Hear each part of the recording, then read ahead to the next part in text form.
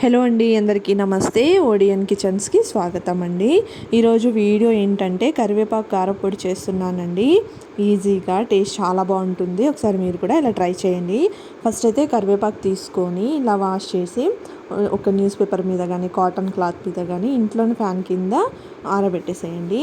ఒక గంట సేపు అయితే అవి మంచిగా ఆరుతాయండి. ఆ తర్వాత స్టవ్ మీద కడాయి పెట్టేసుకొని 1 కప్పు మినపగుండ్లు, 1 కప్పు పచ్చిశనగపప్పు, కొంచెం జీలకర్ర, ఒక 1½ స్పూన్ జీలకర్ర, కొంచెం మెంతులు వేసుకొని అవి ఫ్రై చేయండి దోరగా. ఆ తర్వాత 1 కప్పు ధనియాలు కూడా వేసుకోండి. ఒక 10 దాకా ఎండుమిర్చి కూడా వేసుకొని అవంతా కలిసేదాకా మంచిగా బ్రౌన్ కలర్ వచ్చేదాకా ఫ్రై చేయండి. అవి ఒక ప్లేట్లో తీసుకొని చల్లారనివ్వండి.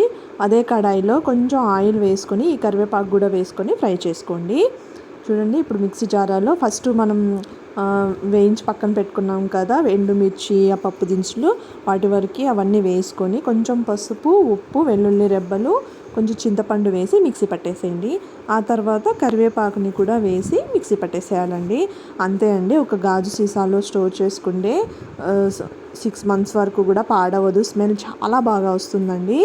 మీరు కూడా ఒకసారి ఇలా ట్రై చేయండి. వేడి అన్నంలో నెయ్యి వేసుకొని తినండి. టేస్ట్ చాలా సూపర్గా ఉంటుంది.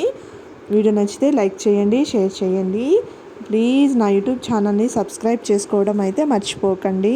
ప్లీజ్ నా ఛానల్ని సపోర్ట్ చేయండి. బెల్ ఐకాన్ని క్లిక్ చేయడం అస్సలు మర్చిపోవద్దండి. Thanks for watching.